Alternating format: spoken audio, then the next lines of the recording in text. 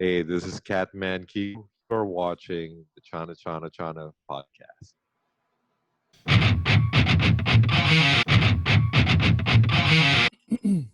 Hi, everyone. Welcome to another episode of my podcast. We have a very special guest today. We have Kiko Montecillo, or Catman. Hi, Catman. What's up, Channa Channa Channa? What's going on, man? How are you doing? All right, holding on, hanging in there, however it is you want to put it. Yeah, I mean, But I, yeah, I've been, doing I've been okay, seeing, doing I've good. been seeing you a lot of online. You're doing your live stream. You're playing every night now, right?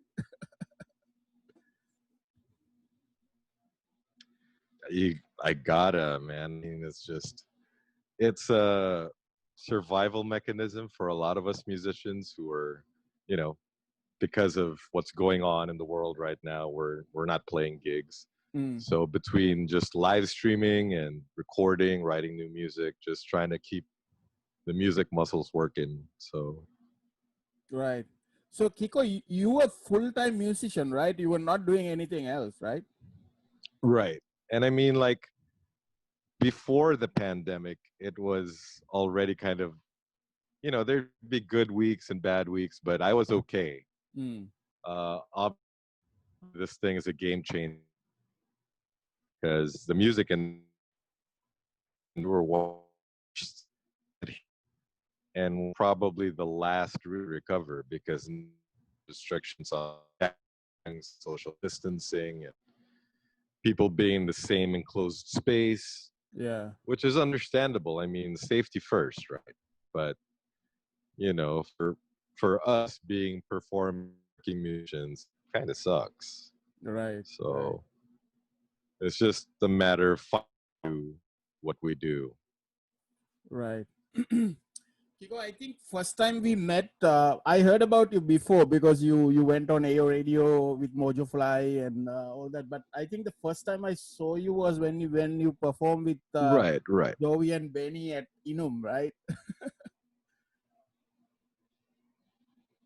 Yeah, we did I think it might have been was it the 4th of July one or something like that. There was something special going on and Joey and me to do that gig with. So that was a while back. That was maybe 3 years ago now, Yeah, yeah. It's I don't even 4 years remember. ago. I don't even remember when it was. R- Yeah, and then when I was like going when I was Yeah, going to the office in Pasig, so I but used yeah, to that go was there on good Friday, right? times. Good Yeah, times. good times. Yeah. So, Kiko, can you tell me a little bit about your childhood and then how did you like got into music?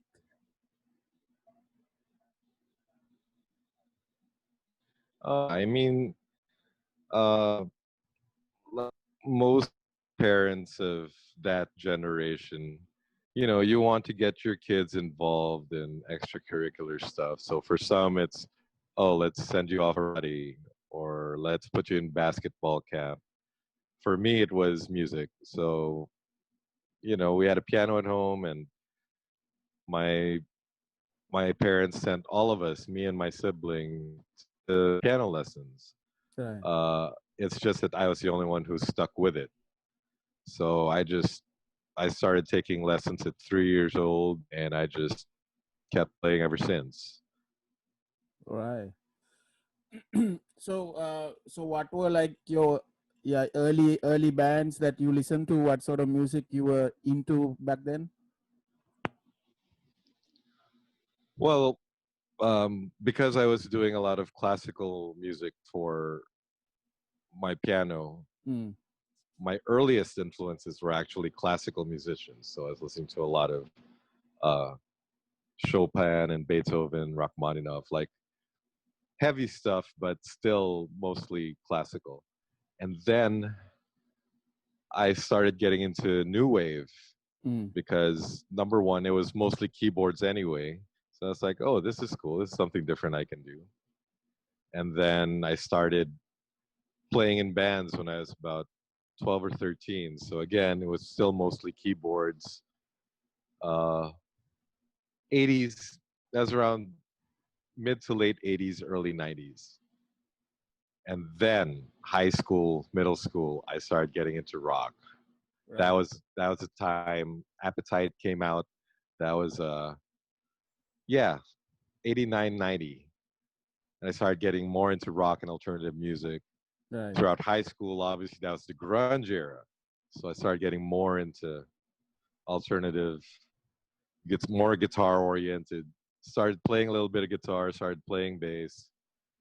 And then uh, in college, I moved to LA, and that's where I discovered classic rock. So it was like every phase of my life, I was discovering a new uh, world of music. And it influenced, obviously, like my playing and my thought process, my lifestyle, however it is you want to. And just I think it's really impacted how I write and how I perform, and even now, like the stuff that I listen to.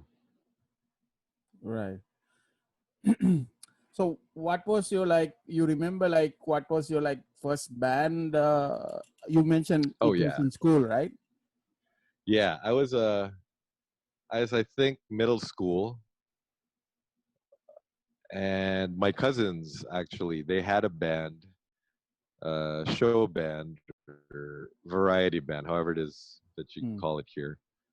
So they were playing covers at this little bar along Green Hills in Annapolis called Cosmo Bar, and they've been working and touring musicians since the 70s. So they were winding down their kind of career as musicians, and I was just starting out. And I said, you know, hey, is it cool that I play with you guys? And that was my first band experience. Back then, we were playing 3 or 4 sets a night. Right. So it was just like I had to learn. All of a sudden, I had to learn all of these songs. Most of them I'd hear on the radio, so it wasn't a problem.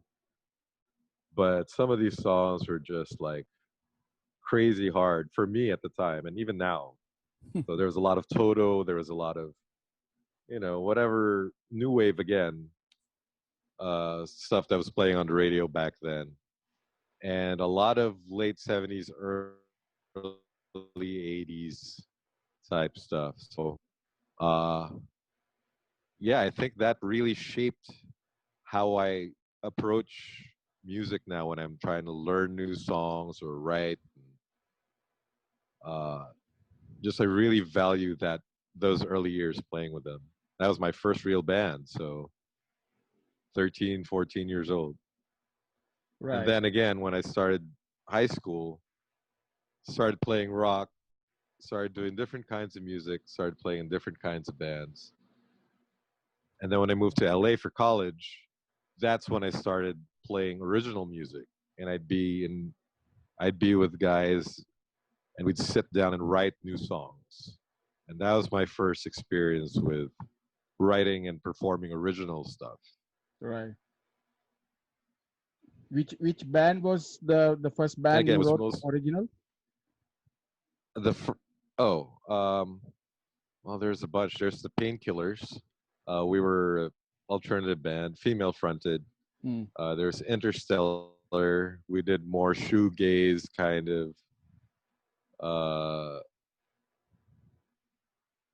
post rock, I guess. A few alternative cover bands, but nothing that really stuck. And then my last band, which is actually where the Catman came from. This band was called Makanai, Mm. and we did a lot of J rock covers. They're basically theme songs to anime shows, Right. but because we were a rock band, we played it like a lot heavier. And I played bass for that band. That's where I started wearing the cat mask, and that's where the whole Catman thing Right. Right. came from. Was it just how you were specifically creating that image, or it was just that you had a mask, and then It how did that happen? no, it it kind of evolved in that we all said, well, we should dress up and like as some of the characters. in the shows, and there's this one show where one group of characters was wearing that mask, and I Right. was like, you know what, I'd want to do something like that. And this was like pre Mudvayne, pre well, Kiss has been around forever, but I was like, it would be cool to wear a mask Right. and play on stage and kind of be like not like Buckethead good, but at least like that's something kids back then hadn't seen before. Right. So I wanted to give them something to kind of talk about, not just with the band, but just wow, that guy's wearing that mask from that show. So that's where the cat mask and the Catman Mm. identity kind of evolved. And every now and again, I'll still put it on, like with some of the other bands I played. You've seen the the Yeah. cat mask in action. So yeah. So playing in LA, then when did you like return back to the Philippines and started playing in the Philippines? Oh, so I moved to LA in '94, and I was there pretty much full time from '96, '97 onwards. I came back to Manila in 2000, late 2011, early 2012. Right. And that's around the time that I joined up with Mojo Fly, started playing with Norby and all the other guys that I still every now and again, uh, until COVID, obviously, was doing gigs with. Yeah. But yeah, so it's been almost 10 years since I've been back. Right. So how did you get invited to join Mojo Fly? Well, uh, I've been close to Ali's family for a long time because through his sister Rachel, through his cousin Nino, through Ali's dad Right. Haji. And when I first came back, I was looking for things to do. I was like, all right, so it's either I get kind of a real 9 to 5 job and start working, but I still want to do something with my music, so I want to try and still do gigs and still be a full-time musician if I can. So he came up and he was like, well, Lougee's kind of going solo now, but she still needs a band to play for her. And I was like, yeah, man, I'll do it.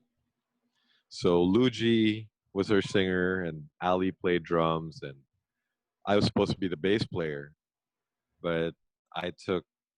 Uh, so we were looking for a guitar player at the time. We saw Mark, and we had asked him to join. Turns out that he wanted to play bass instead, so I got Right. moved over to keyboards, and Mark ended up our bassist, and then eventually we got BJ down the line as our guitar player. And then we just played.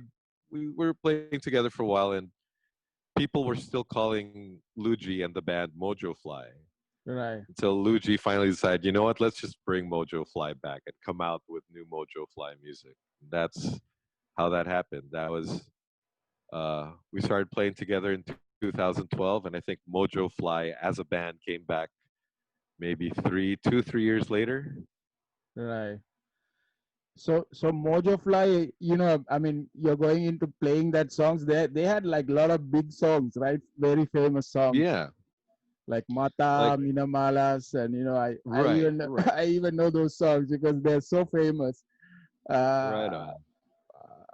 was it hard to get back to like covering those songs? Like they have their own sort of like Well, yeah, I mean, for me, it was a challenge because I was a keyboard player, and some of those songs didn't have keyboards, so I had to right, find a way to kind of make it fit. And for the slower songs like Mata and Another Day, is easier. I could just like kind of slip the piano in there. But for the heavier, the rockin' songs, uh, I was like, I'd either have to sit this out or play guitar. So for a while, I was kind of playing guitar too with Mojo Fly right, until I picked up the Keytar, which is what I use now with the band. right. Because um, I'm yeah. Go ahead. I'm really just a frustrated guitarist. And between being in LA where everybody was just like phenomenal on guitar, I was like, all right, you know what? I'm just gonna play bass. And then uh, since being in Mojo Fly, I was like, if Lougee plays guitar and we have a guitar player, do we really need a third guitar? Right. And I was like, I'll just play Keytar then, so I can do both keyboards and guitar at the same time. Use the guitar sounds for the guitar songs and use the keyboards for the rest. Right. The guitar instrument, it's very new wave, right? Because it came on the 80s and Yeah, I mean, like like it was like late '70s, early '80s, and you know, it always had kind of its geeky, nerdy uh, place in especially in '80s music and right, in new wave, which again, like I'm still to this day a big fan of. But uh, we still had to kind of find a way to make it work with today's sound and today's music. And I was like, well, again, since I can't really play guitar for this band, I'll play guitar. And it beats being behind like a big keyboard and sitting around while everybody's having fun on stage. And I'm like, you know what? I want to run around too. I want to jump into the crowd and right. can't do that with a keyboard, but you can do that with a guitar. Guitar. So yeah, that's where that started. Yeah, and then but you play the guitar. Sometimes you play it like horizontal as well, right? You just use it as a keyboard Right. also, right? Sometimes. Well, for the acoustic gigs, it's a lot easier to carry around because it's shorter, it's lighter, uh, and for acoustic gigs, like I don't need, well, most of the time I don't need the full big piano, Right. so I'll just bring that instead, and it works. I mean, it's got a pretty solid piano sound on it, so I was like, yeah, I'll just use this for some of the acoustic gigs. For the bigger shows, I have the bigger keyboard. Uh, that's what you saw last night, Right. and then the rest of the time, especially with Mojo Fly, it's the Keytar that I use.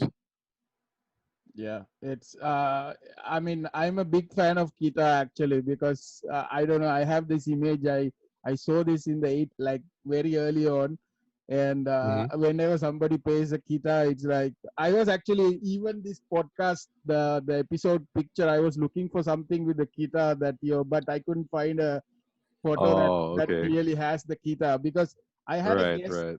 I had a guest a few episodes back from. She's also from LA, and then Uh huh. she's Emiko. She's also like uses guitar. Right. Right on. Right. Yeah, and then it's sort of coming back. Yeah, especially now they've got like, the sound quality is a lot better. Right. They're sturdier. I mean, I'd love to get my hands on like a vintage one and bring it out to a gig, but you know, uh, for what I do now and the equipment that I have, like it does the job.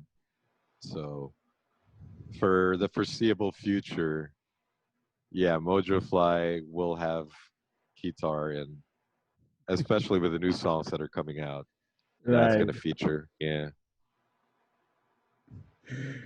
Kiko, so I mean, they know they call you like Catman, but I think also I would like, I mean, I would call you Capman because I always see you with the cap, and you're a big fan of like new era and stuff, right?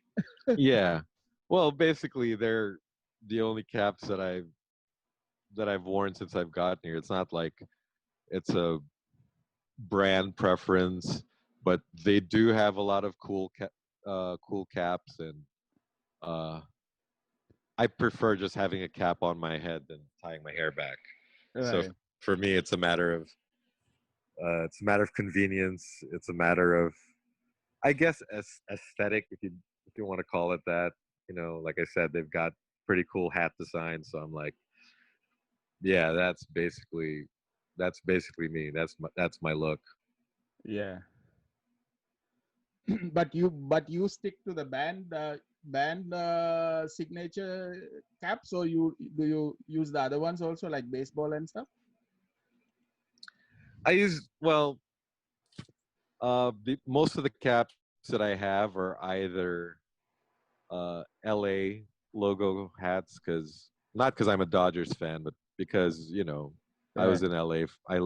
That's where I was for the last maybe 12 years. I kind of consider it my second home, uh, and then the rest are either like this is the Guns N' Roses hat and band hats, and that's basically it. Just stuff that reflects who I am, Right. basically. It's Right. not just because I'm trying to be stylish or anything like that. Like, and I'm at an age where it's like, I don't care about how I look to other people. I'll buy stuff and I'll wear stuff because I'm comfortable and it's what I like. Right. So with Mojofly, when did you start writing new songs? Is it the 2018 single that was the first one that you? Yeah. I mean, we came out with, if I remember correctly, uh, "Feel the That is Same," which was right. kind of like a hard rockin' Mojo Fly song. And then we already had like a bunch of other songs written out. Uh, After we released "Feel the Same" as a single, we decided, well, why don't we just put out an album? It'll be the first new Mojo Fly album in what, 6, 7 years, and it's the first Mojo Fly album with this lineup, with the current lineup that we have right now. Right. So that came out, and we started touring behind it, and then we took a little break because Lougee had her first kid, and Right. then we were starting to get back into it. Uh, Released a couple more singles from that album, and then COVID happened. So that's when we started thinking about, well, uh, let's still write, let's still put out music. It sucks that we won't be able to really tour behind it, but I mean, we could do online stuff. Uh, we can just shoot our videos and just release it online, and we're still kind of feeling things out. But there is a new Mojo Fly single that's out right now, Yeah. Kapit Lapit. I think our friends over at Jam, Joey and Eds, sorry, Edsel and Benny, they were good enough to help us push it and put it out there.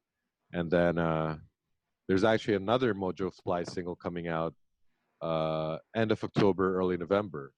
So, we're cranking out new songs, and you guys are gonna hear them real soon.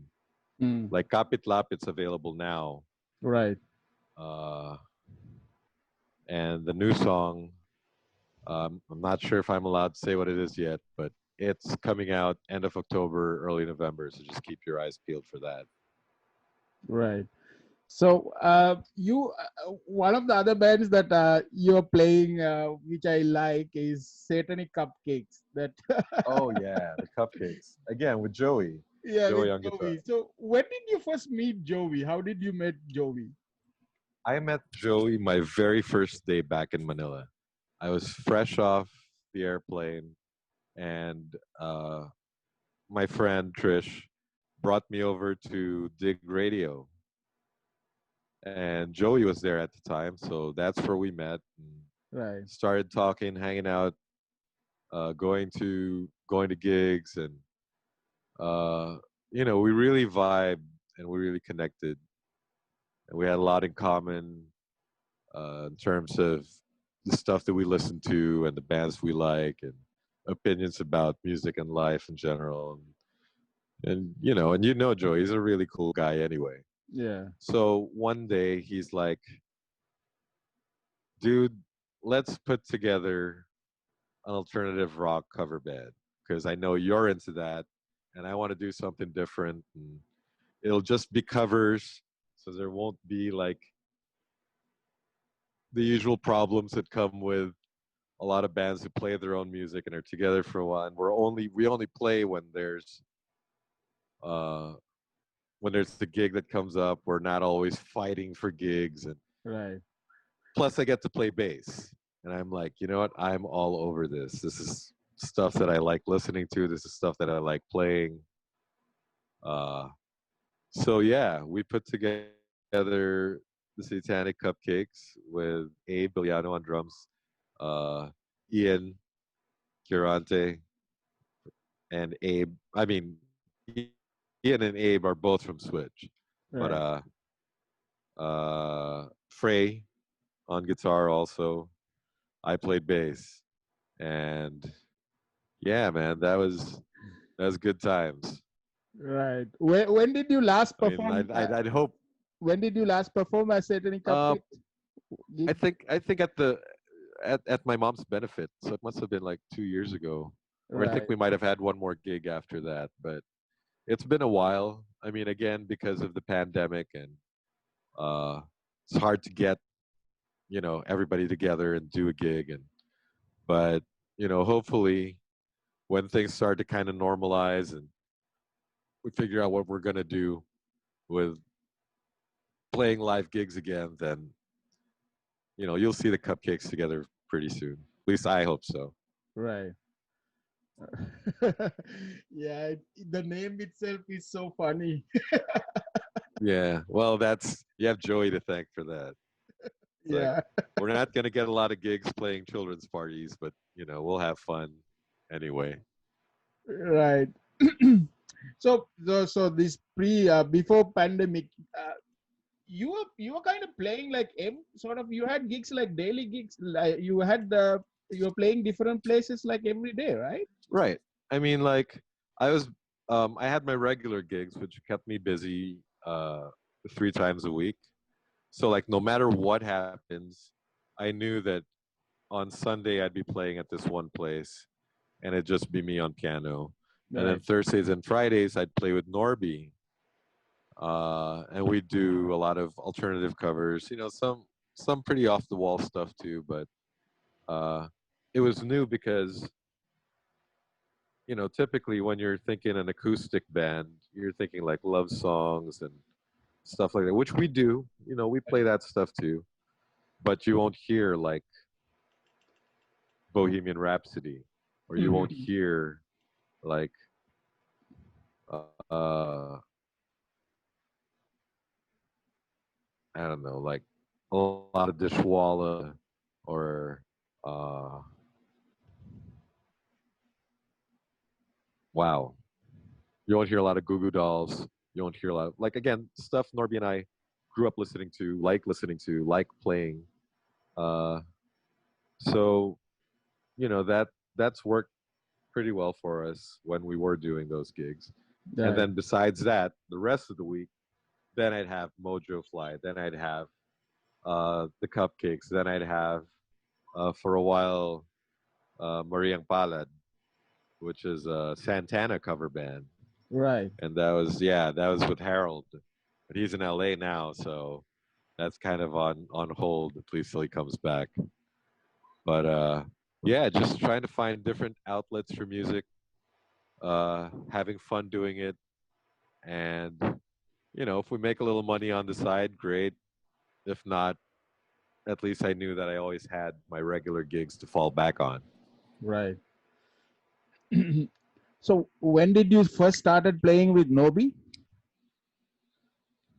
Uh, Pretty much right when I got back. So I met him, I think, either December 2011. Yeah, I met him December 2011, early 2012. And then we started playing together maybe mid 2012. We started trying like acoustic gigs, and uh, so yeah. And every now and again when uh, they need like an extra hand with Overtone, I'd sit in on one of his gigs there. Sometimes when I'd have to put together like a project band for a gig or a wedding or a birthday, I'd have him come over and we'd Mm. we'd put a group together. We'd play together with a full band. But most of the time when we do play, it's the acoustic duo Right. with me on piano, him on vocals and guitar. So on these acoustic gigs, what's your like favorite songs to play? If you have to choose like one song, Well, they I say, like oh, you have to play oh only one if song. I have to choose one song, I mean it's a I don't know if I can say this on air, but it's a bitch to play. But it is a fun song, and we get a good response from the audience, and it's got to be Bohemian Rhapsody, because this was even before the Queen movie came out.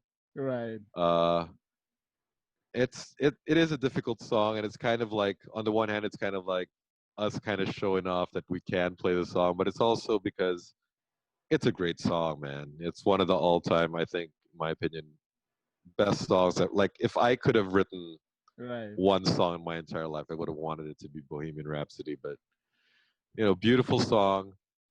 We always get a positive response from people who see us play, and Norby's got a few tricks up his sleeve to make it sound even bigger, even though it's just him and me and a guitar, acoustic guitar and a piano, and we make it work. So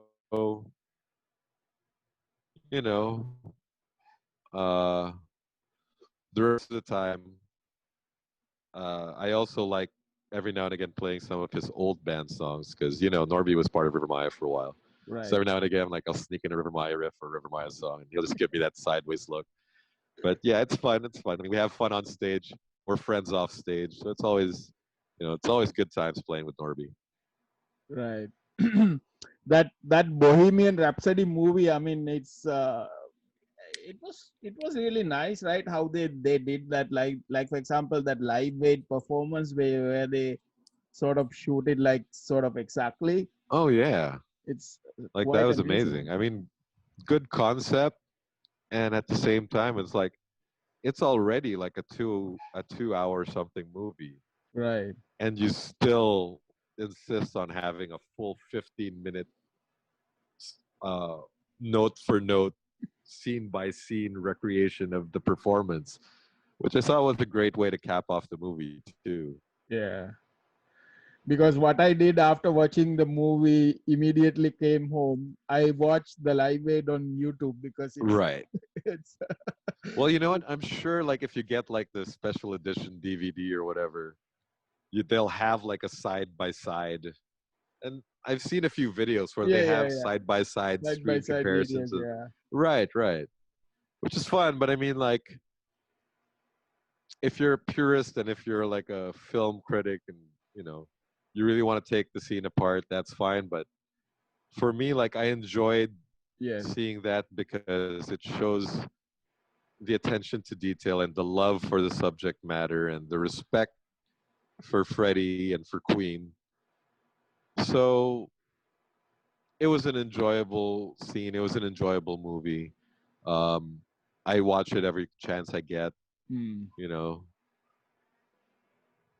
and it's good to see that even now, because every generation complains that things aren't as good now as they were before, and uh, in terms of the filmmaking and this and the how they crafted the story and how they kind of wove everything together. And yes, some of it is fiction, and yes, some of it is kind of exaggerated or blown out of proportion, but it's a movie. I mean, it's Right. not a documentary. You're there to just go on the journey with the filmmakers and hopefully take something from that experience. And Yeah. I really like that movie.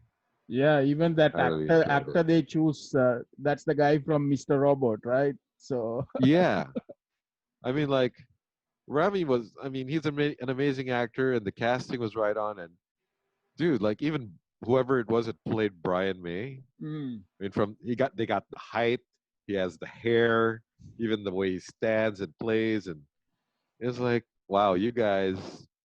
I mean, hats off, like all around, good job. yeah. Actually, Queen. What I really love that Live Aid performance, the song Radio Gaga.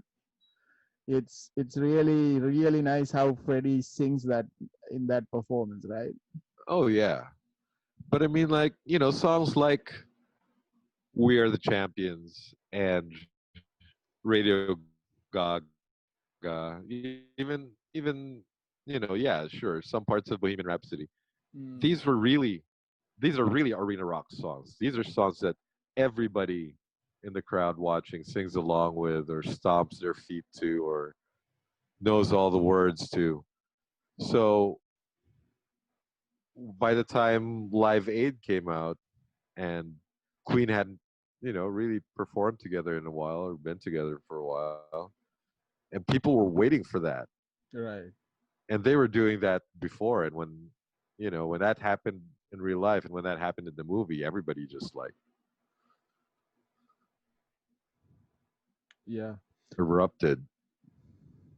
Yeah, it's so amazing to see that. So Kiko, you I also saw that you have a band called Ronin, Oh, Ronin, which yes. has guitar Uh, players, right? yeah. I had first played with Ronin a few years ago. We just did a one-off gig. It was actually Nini Beltran's, I guess, kind of farewell gig. She was moving to Vietnam, and she was part of the band, Right, and I sat in for that gig. And a few years later, Inky de Jos, uh, who also plays for Kwan and Brigada, and does some live looping stuff, but he was in Ronin as well. He was like, "Hey, do you want to play with Ronin again? And we'll tweak the lineup and we'll play different songs." And we were like, "Why would I not jump at a chance to play in an all Keytar band?" right, You know what I mean? So we got together, and it was me. We had a few other people involved, but uh, the ones that ended up performing during the gigs were me, Inky, Kukay Pagdilao, uh, and David Pambid of Halik ni Gringo. He's a right. drummer. So we played a few gigs at Root. We played, if I'm not mistaken, I think we had one Sagio gig, but everything else I think was at Route 196, which sadly again Yeah, isn't around anymore.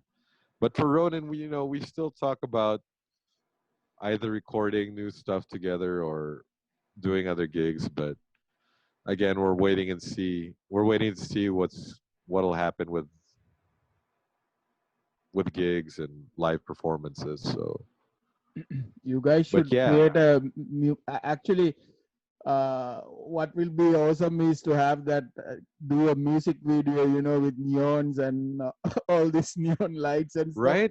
I mean, with the guitars. we've talked about it, but we're still trying to figure out ways to make that happen. Uh, hopefully, uh, hopefully we'll be able to get that off the ground soon.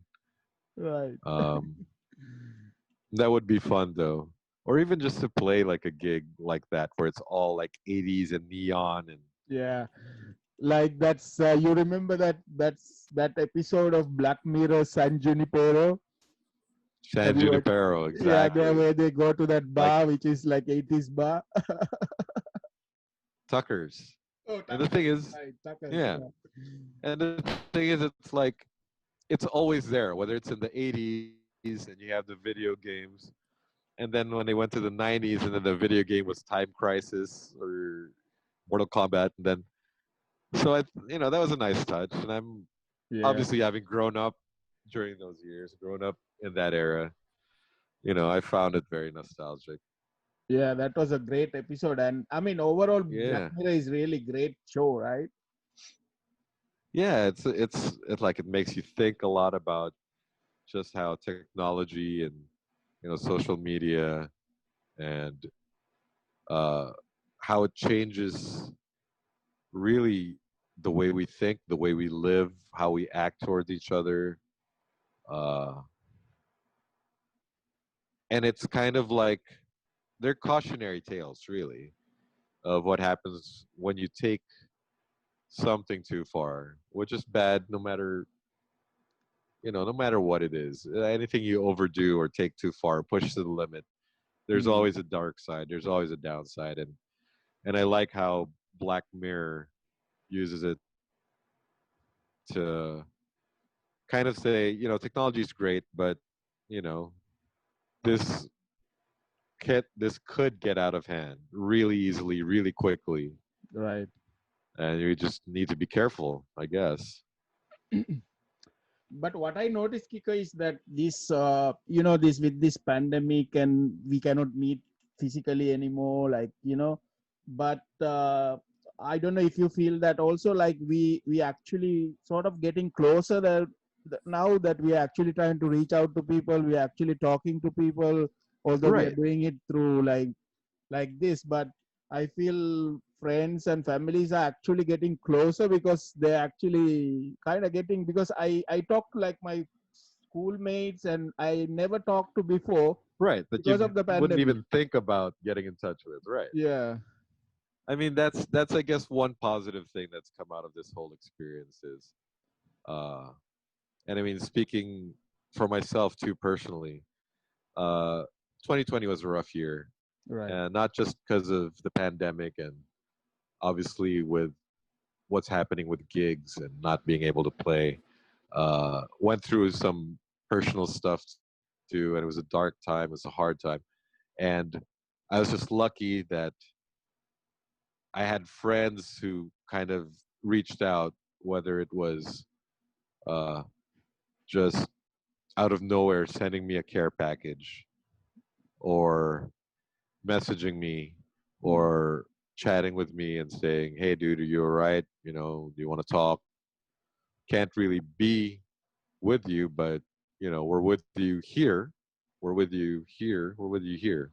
Right. So we find new ways to communicate and express how much we care for our friends and our families and our loved ones, uh, given both the advantages and the limitations that we now have.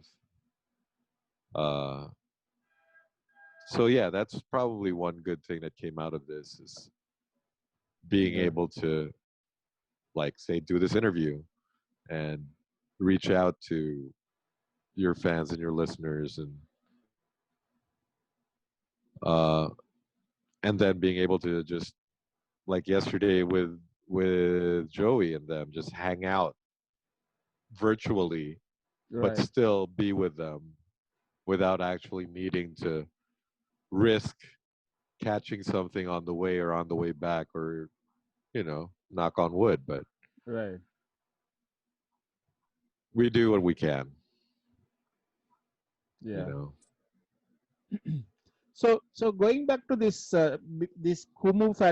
Kumu platform, because it's a new thing actually, right? It's a Right. So can you tell a little bit about what is this Kumu and what you're doing in Kumu? Sure. Well, Kumu actually is an online streaming platform that it's mainly, I guess, for vloggers and social influencers. But since the pandemic, a lot of artists and musicians have found a home in it. In that, before, if you needed to see your favorite artist, you watch him at a gig. There are no gigs now. Right. So you go online, and sometimes it's Facebook, sometimes it's YouTube.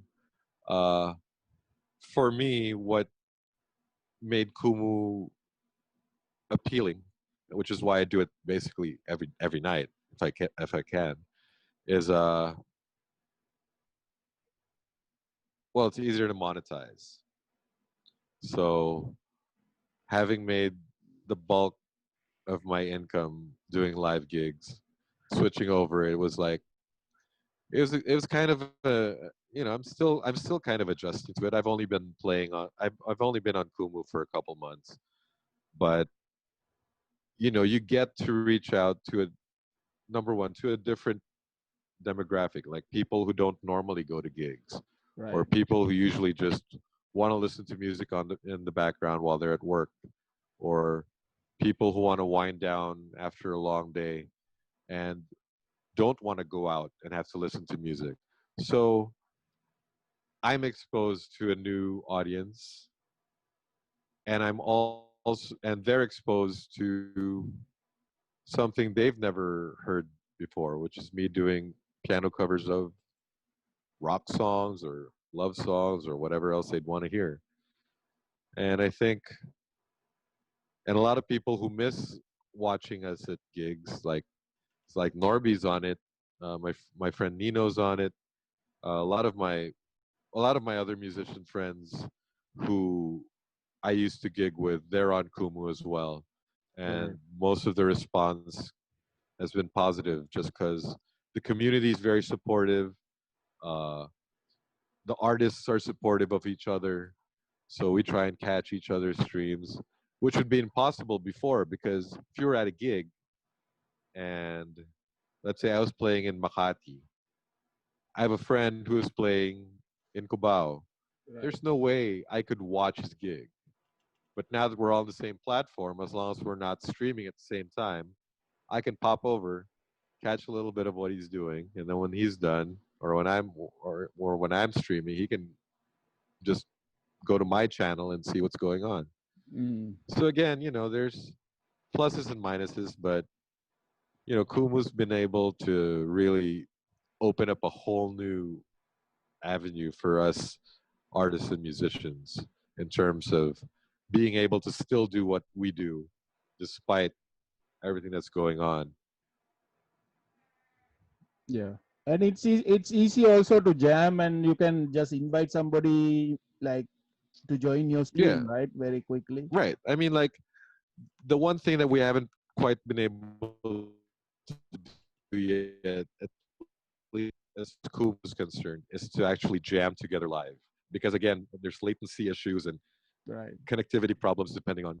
So what I've started doing for myself in my stream is I'll play, and if somebody wants to jam or perform a song or play a few songs, they're more than welcome to come up on my stream, have my audience see them perform, and then have them follow them later on.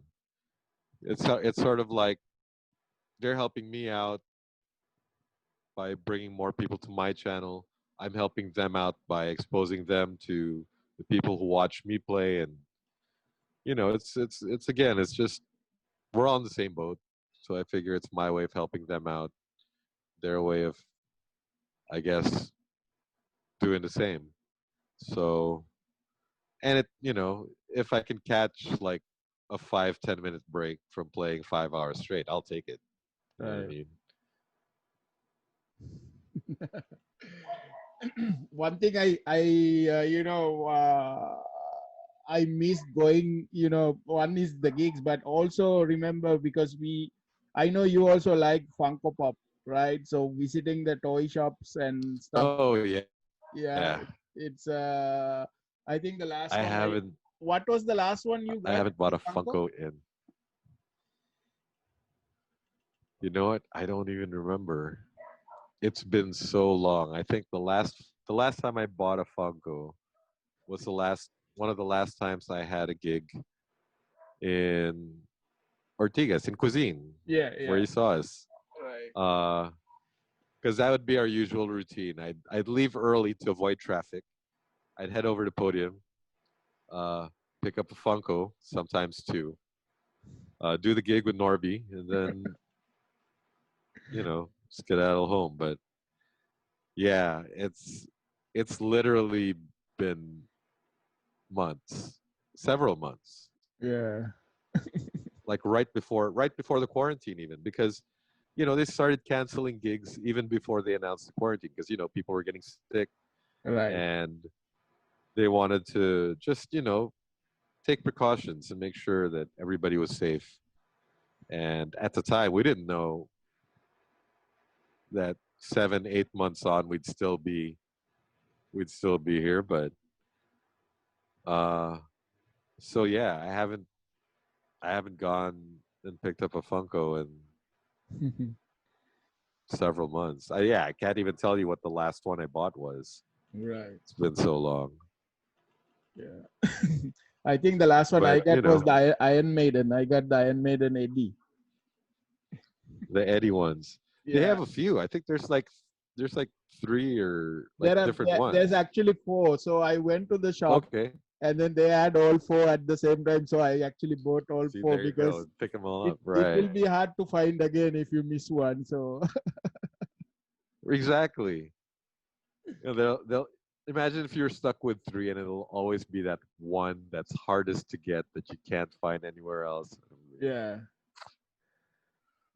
But That's day. sometimes That's yeah, but sometimes some of the collection, some of the series, there are some that I don't like to get. Like I don't know, right. like Def Leppard. I never interested of getting all the Def Leppard. I just got like Joe Elliott Mhm. and then just the drummer, because the others doesn't Yeah. really look unique. Like unlike when they released GNR, which like Slash and Axel, Right. they were Right. very unique, right? Like Right. Well, I mean, like same. I mean, same with me. There are Funko collectors out there who they have to have the entire set or they have to have the entire line. right, With me, it's like I like this character from this show. He's the only one I'm getting. I'm not right, getting everybody else just so I can say I have the whole collection. And then when I get tired of it, sell the whole thing. I'm like, no. And I don't buy to sell. I buy because I collect. right, Uh and once I have it, I'm not gonna resell it for more. I'm like, no, I bought that because I like Funkos. I like that character. I like this particular toy. So yeah, I'm getting that. That's mine. You can't touch it, and I'm not giving it to you. But I mean, same thing with, I mean, because I'm a sneakerhead too.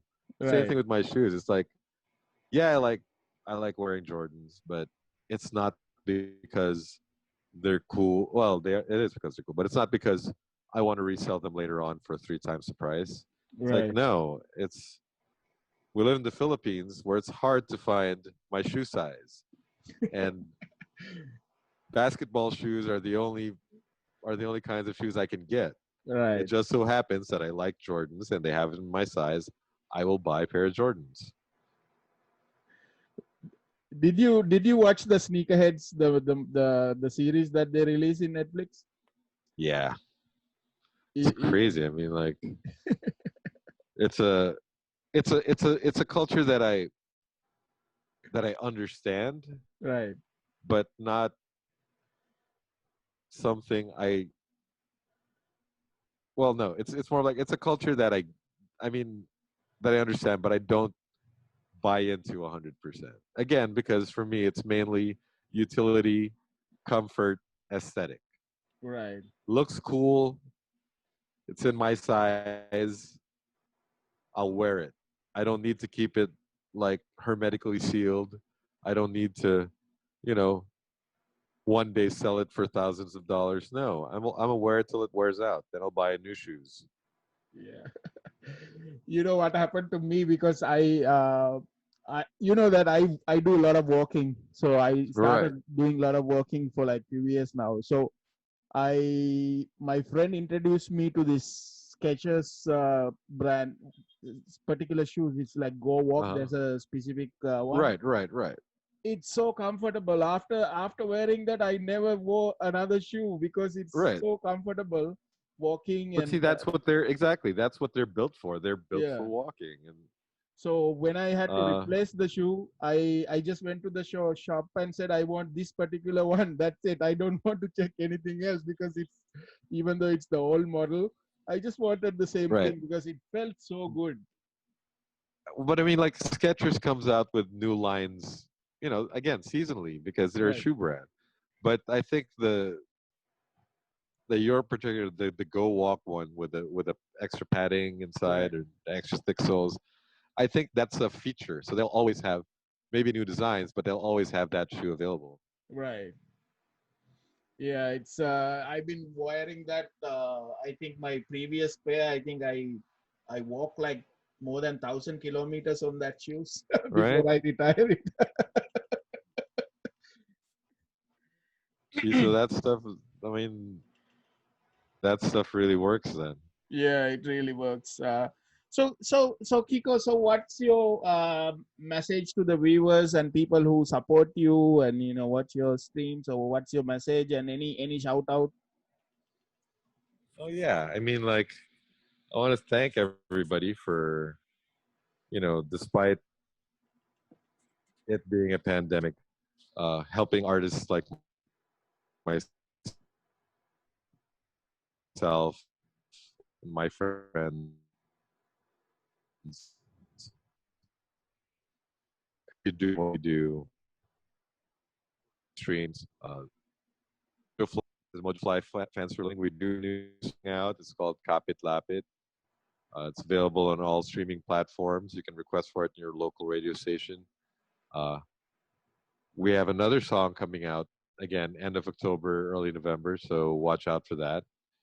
And um, to all my Kumu listeners and viewers, thank you for continuing to support. I mean, I know it's not easy because I stream pretty late usually, and I finish pretty late.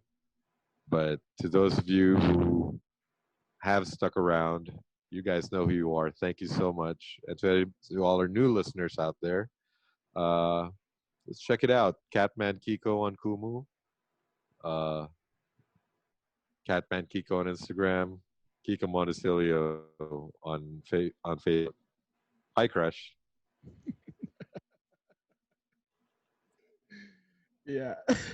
So Kiko, thanks for doing this. I mean, I really enjoy talking to you, and we should have done this earlier, but Oh, no problem, Channa. My pleasure, man. yeah. This is fun. I mean, this podcast also started because of COVID, because otherwise it will not happen. Right? I mean, same thing for me on Kumu. Really, it's just like, now what do I do, right? Right. So, and again, like I said earlier, it's a positive experience. A lot of my friends are on it. Like Norby's on it, Nino, Axton.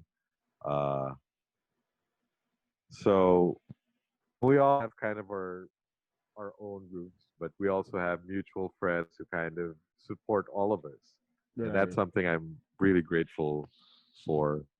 And we artists, we support each other too, so that's always good to see. Yeah. So Kiko, thanks for joining. Uh, Looking forward to you're playing tonight as well. Stream every night at normally around 11, but try to push it earlier so maybe about 10 o'clock I'll start streaming. 10 o'clock Okay. tonight. Okay. So Kiko Montecillo, Catman, everyone. Thank you. Thanks, Kiko. Thanks, Shauna. Rock on, man.